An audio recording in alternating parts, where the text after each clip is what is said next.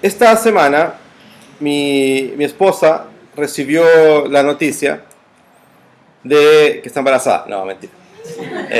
No estaría aquí, estaría arrancando en Puerto Montt. Que el trabajo de ella trabajando en la mina, ella organizó junto a otras mujeres que trabajan ahí, el ir en Navidad o cerca de Navidad, ir a visitar a un hogar del Sename.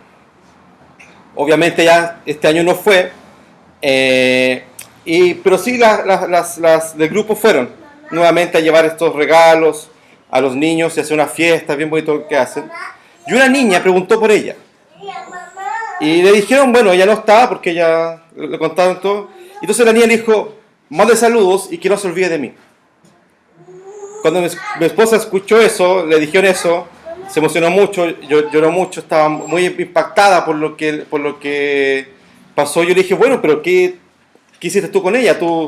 Dije, no, mejor no hice nada. Yo me senté con ella a conversar 10 minutos, quizás 15 minutos, y nada más. Porque había mucho más niños, había juego, había que hacer comidas. En realidad, ella no entendió por qué pasó tanto eso. Y quizás pasa porque nosotros no nos damos cuenta de que cuando obramos según la palabra de Dios, nosotros somos una iglesia de bendición, que bendecimos a otros. Eso significa tocarle la cabeza a alguien y hacerlo caer.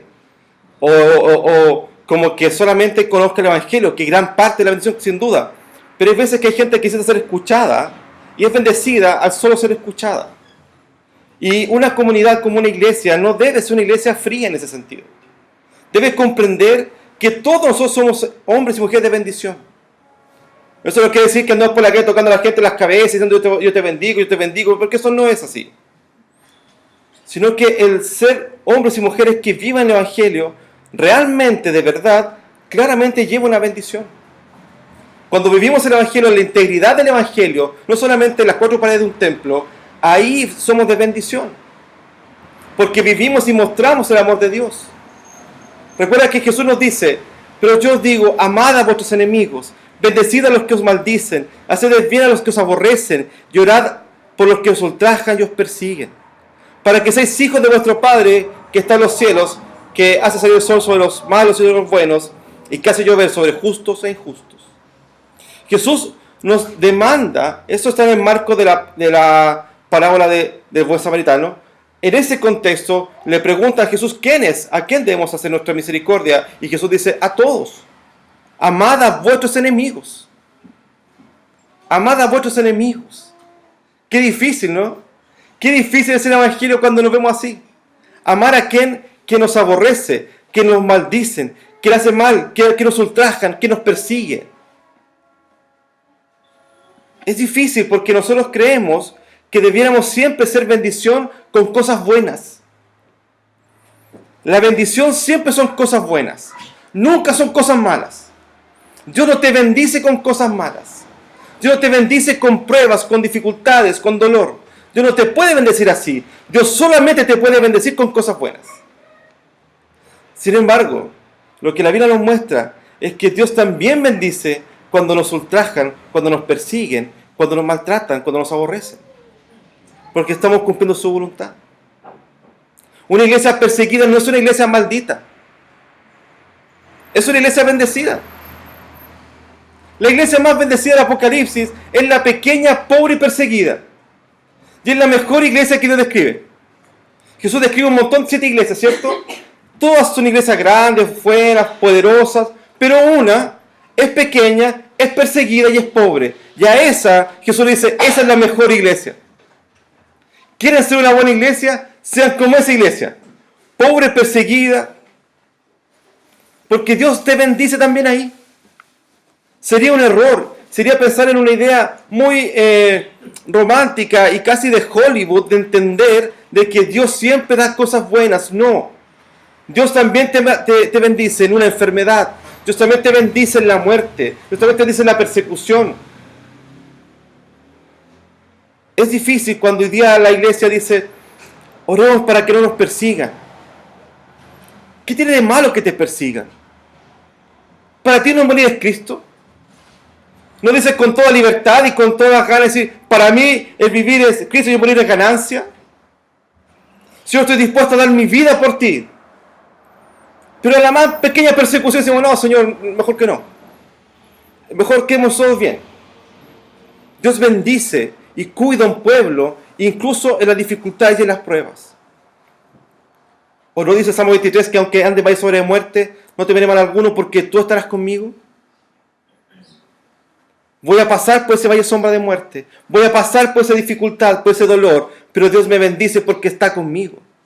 La bendición no significa cosas materiales y buenas. Significa que Dios está con nosotros. Eso es lo que nosotros leemos en la alternada. Jehová te bendiga y te guarde. Jehová haga representar su rostro sobre ti y tenga de ti misericordia. El Señor está con nosotros. Eso es una bendición.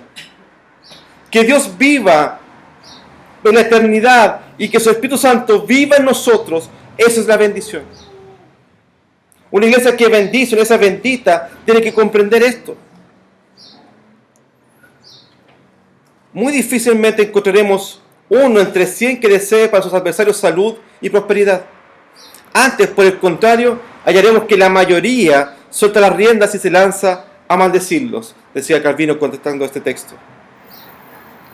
Lo que nosotros vemos siempre es que cuando alguien nos hace algo, la va a pagar. Va a pagar lo que nos hizo. Va a pagar lo que está haciendo. Los más creyentes dicen, Jehová es la venganza. Entonces ahí como que libra un poco. Él quiere venganza, pero dice, del Señor es la venganza. Él va a hacerse cargo de eso. Pero va a pagarla. Porque aquí se hace, aquí se paga. Eso es lo que nosotros vemos en la cultura popular. Aquí se hace, aquí se paga. Eso no es verdad, hermano. Donde se paga todo es en el tribunal de juicio del Señor. Ahí se va a pagar todo. Y tú también vas a pagar todo ahí. La diferencia tuya con muchas personas es que tú tienes un abogado, que es Jesucristo. Y si no vas a ir al infierno, donde te mereces ir, si no vas a ir, es por la sangre de Jesucristo. Porque esa es la sangre que te perdonó, te limpió, para que no vivas el juicio eterno. Así que no es aquí se apaga. Es en el juicio maravilloso del Señor, donde tendremos a Jesús como nuestro abogado. Así que, ¿qué es lo que estamos pensando cuando hablamos acerca de bendecir? ¿Qué es lo que Pablo está diciendo a la iglesia cuando son la iglesia bendita? Ve al versículo 14. Bendecid a los que os persiguen. Bendecid y no maldigáis. La iglesia es una iglesia que va a comenzar la persecución. Pablo mismo es alguien que persiguió a la iglesia, recuerda.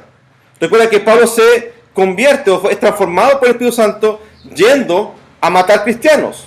Eso es lo que está haciendo Pablo y Pablo ha sido transformado ahí. Entonces, ya hay persecución, ya la iglesia está sufriendo y le dicen, miren, a los que los persiguen, a los que les cierran las iglesias, a los que les queman, a los que toman presos a sus hombres y los matan, a ellos, bendecid y no maldigáis.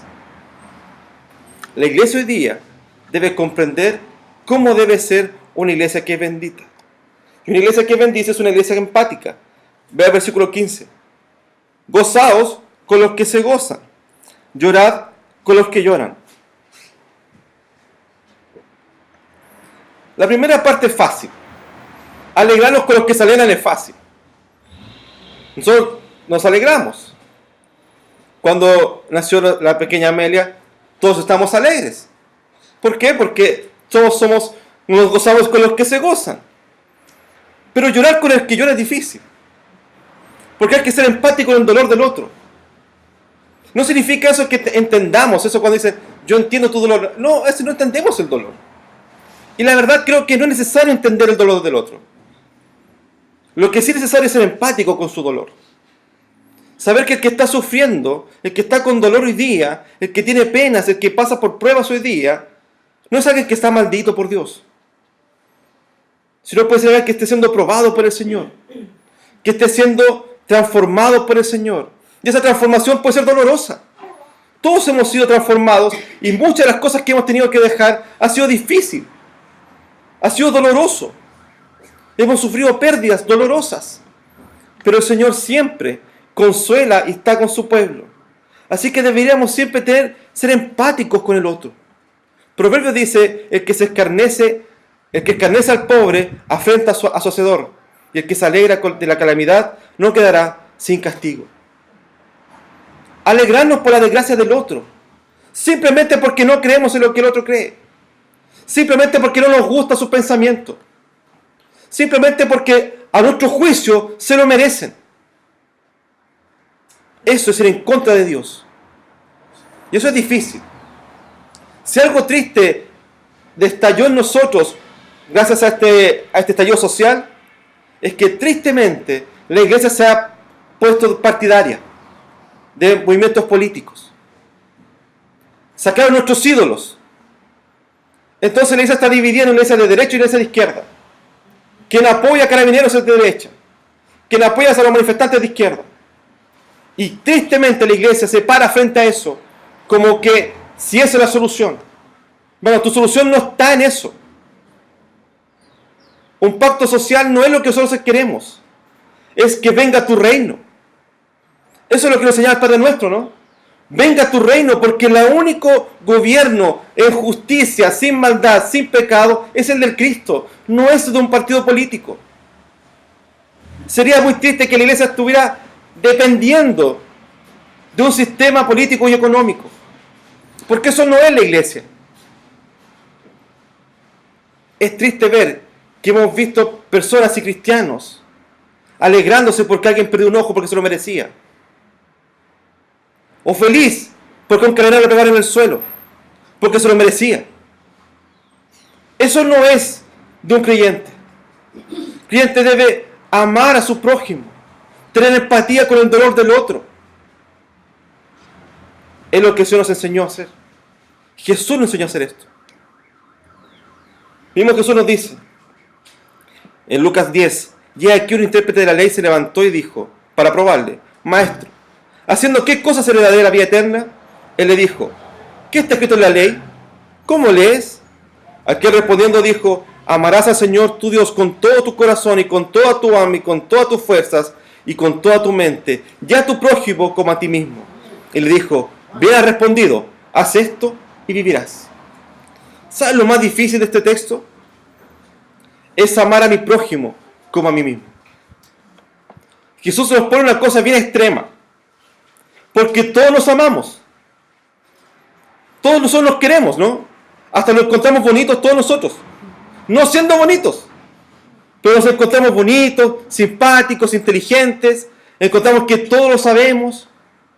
De hecho, si me preguntan a mí, toda esta revuelta social la resuelvo en 5 minutos, porque yo sé todo. Eso es lo que nos pasa a todos nosotros. Todos sabemos de todo. A los que nos gusta el fútbol, hay 10 millones de técnicos y sabemos lo que hay que hacer.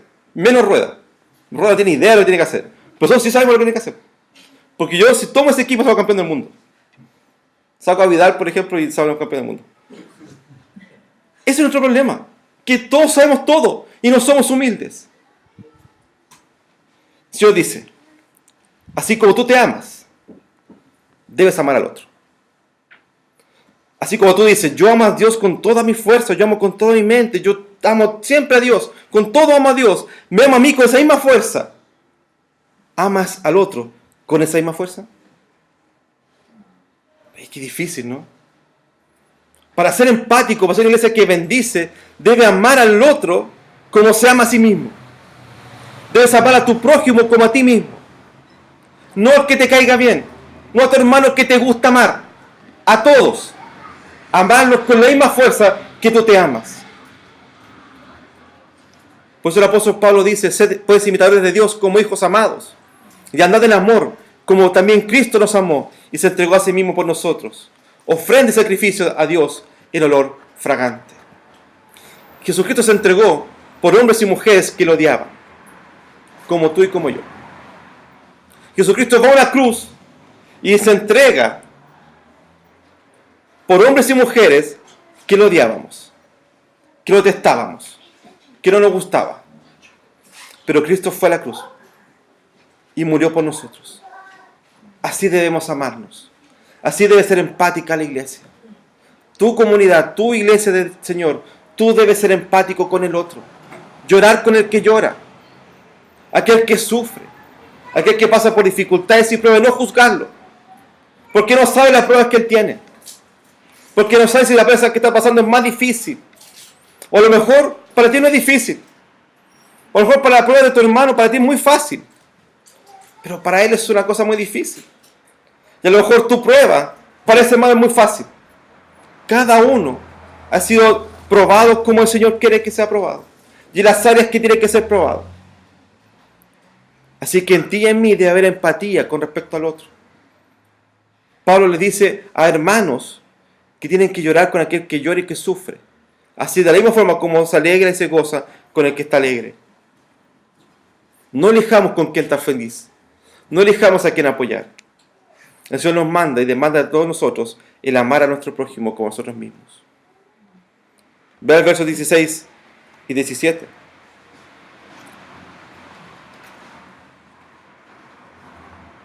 Unánimes entre vosotros, no altivos, sino asociándoos con los humildes. No seáis sabios en vuestra propia opinión. No paguéis a nadie mal por mal. Procurad lo bueno delante de todos los hombres. ¿Sabes lo interesante de este texto? Es que Pablo está escribiendo no a la ciudad de Roma, sino que a la iglesia de Roma. Así que lo que está diciendo es que hay conflictos dentro de la iglesia de Roma. Lo que hace una iglesia que sea bendecida es una iglesia que tiene armonía entre ellos. Esa iglesia está pasando por dificultades de convivencia entre los hermanos. Cosa no es nueva. Ya pasó en Corintios, todos peleando por quién era su líder, otros comiendo hasta saciarse y tomando hasta volverse locos para Santa Cena. En Gálatas, otro conflicto más. En Éfeso se creían muy buenos, así que después dejaron hasta de predicar. Lo importante es que cuando tú ves las iglesias del Nuevo Testamento, tú debes comprender que son iglesias de hombres y mujeres como nosotros. No una iglesia perfecta. Está este sueño, ¿no? Sobre todo en la iglesia carismática y neopentecostales de ser como la iglesia de primitiva. Hermanos, no seamos como esa iglesia porque está ahí puesta como malos ejemplos de iglesia. Seamos la iglesia que nos toca hacer nomás. Y hagámoslo correctamente. Eso es lo que nosotros deberíamos desear. Debiera desear entonces la iglesia armonía. Unánimes entre vosotros. No altivos, sino humildes. Proverbios dice, no seas sabio en tu propia opinión. Teme a Jehová y apártate del mal. No puede haber armonía en una iglesia donde existan personas que crean que son mejores que otros.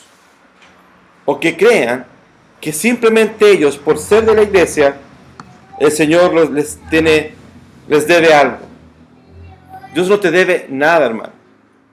Nada, ninguna cosa. Dios no está en deuda contigo. Dios no está en deuda con ninguno de nosotros. Dios puede quitarnos todo, dejarnos solos. Y Dios sigue siendo justo y bueno. Eso es lo más hermoso que nosotros podemos recibir. Sabiendo que no merecemos nada, Dios nos da a Jesucristo que es todo.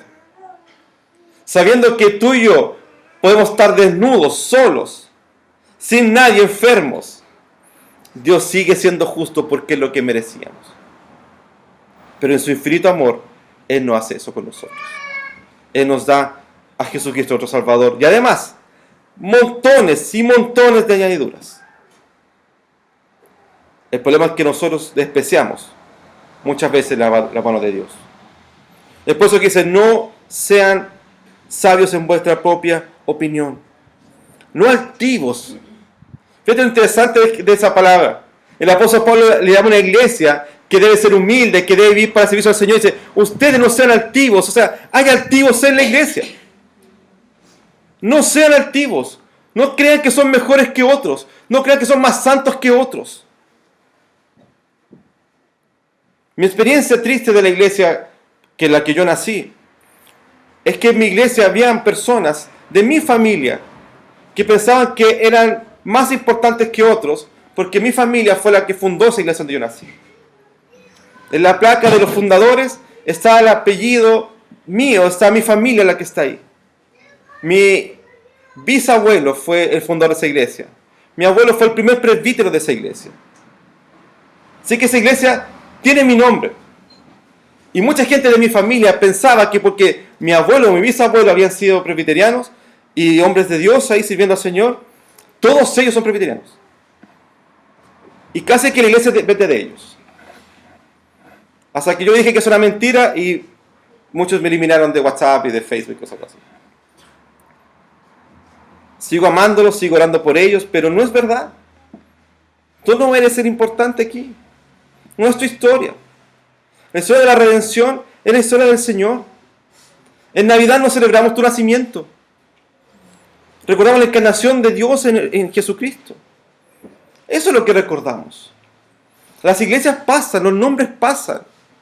Lo mismo que es el Señor, ¿no? Todo pasará. Lo único que permanece para siempre es su palabra. Es lo único para siempre. Conversaba con unos hermanos hace unos días. La tumba de John Knox en Escocia es un estacionamiento de autos en el supermercado. Tú vas al supermercado, estacionas tu auto y hay una placa que dice: aquí está John Knox. A nadie le importa. ¿Por qué? Porque a nadie tiene que importarlo. Porque lo que trasciende la palabra del Señor no los hombres. Eso es lo que nosotros tenemos que entender. Entonces tiene que haber armonía en nosotros. Malaquías nos dice: ¿no tenemos todos un mismo Padre? ¿No nos ha creado un mismo Dios? ¿Por qué pues nos portamos deslealmente el uno con el otro, profanando el pacto de nuestros padres? En el Antiguo Testamento había una provisión de que no hubieran pobres entre el pueblo de Israel. No porque Dios era la teología de la prosperidad o porque Dios odiaba a los pobres, sino porque si había pobreza en Israel era culpa de los mismos judíos. Es porque los mismos judíos abusaban de sus hermanos y por eso que habían pobres. Quiere decir que profanaron el pacto de Dios. Somos todos un mismo cuerpo. Somos todos hijos de un mismo Dios. Tenemos un solo Padre. Así que no deberíamos portarnos deslealmente entre nosotros. No puede haber deslealtades entre nosotros. Eso no quiere decir una lealtad ciega, oscura, de hacer lo que el pastor dice, no. De haber lealtad frente a Dios. Y esa lealtad frente a Dios trae como consecuencia la lealtad entre nosotros. Para que haya armonía, debe haber lealtad entre nosotros. Luego el apóstol Pablo en Colosenses va a decir: donde no hay griego ni judío, circuncisión ni circuncisión, bárbaro ni escita, siervo ni libre, sino que Cristo es el todo y en todos. Lo que da sustento a la iglesia es Jesucristo. Él es todo en todos nosotros. La armonía no se da porque pensemos igual frente a algún tema específico. La armonía se da en reconocer a Cristo como nuestro Señor. En reconocer que tenemos un solo Padre. En que somos hijos de un solo pacto. Si desviamos la mirada de ahí, empezamos a tener dificultades y disensiones. Como pasó en Corintios. Dejaron de mirar a Cristo. Miraron a Pedro, miraron a Pablo, a Apolos. A los líderes de la iglesia los miraron. Y a ellos quisieron servir. Y se olvidaron de que Cristo es el Señor. La armonía de la iglesia está en Cristo. Él es nuestro Señor. Somos todos distintos. Somos todos diferentes. Y eso es hermoso y maravilloso. Pero tenemos un solo Señor, un solo Cristo. A Él debemos adorar. A Él debemos ser leal. Y eso va a traer por consecuencia la lealtad de su pueblo. Por último, vea el 18. Si es posible, en cuanto dependa de vosotros, estad en paz con todos los hombres. Una forma de mirar el texto es pensar, es creer, o limitar solamente a la idea de estar en paz con respecto a los hermanos, a no tener conflicto con los hermanos. Y eso es una parte importante. No va a haber entre nosotros dificultades o disensiones, debe haber paz entre nosotros. Pero además, el texto es un poco más amplio y va a decirles que en cuanto sea posible, a todos los hombres estar en paz.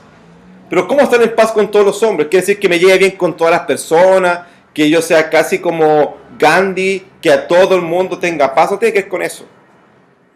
Jesús va a decir en las bienaventuranzas: bienaventurados los pacificadores, porque ellos serán llamados hijos de Dios. ¿Y los pacificadores quiénes son? Es lo que Jesús dice que son los que trabajan por la paz. Esos son los pacificadores, los que trabajan por la paz. Quiere decir que nosotros debemos procurar la paz. No necesariamente va a haber paz, pero si depende de ti y de mí, pues lo que dice, si es posible, y en cuanto dependa de vosotros, estad en paz. O sea, quiere decir que trabajemos por la paz. En una cosa práctica, si ves tu Facebook y en tu perfil de Facebook hay más dificultades que trabajo por la paz, estamos en un problema. Porque debes trabajar por la paz, no por la disensión. Y eso es difícil. Yo no digo que sea fácil. Muchas veces yo he estado en mi computador frente a Facebook y con ganas de publicar cosas bien extrañas. ¿Qué decidí? Saqué Facebook de mis redes sociales. Sigo ahí, pero lo saqué de mi teléfono y lo saqué de mi tablet. Porque hay mucha tentación. Y yo reconozco que para mí es muy difícil eso. Así que tuve que hacer eso. Ha sido difícil, hermanos. Ha sido una semana difícil. No ha sido fácil estar lejos de las aplicaciones. Uno pesca el teléfono y dice, como, ¿qué hago sin esta cuestión? Pero también ha traído paz a mi corazón, porque ha sido muy difícil para todos nosotros lo que hemos visto. Y es difícil abstraerse de eso y no condenar de todos lados. Debemos trabajar por la paz.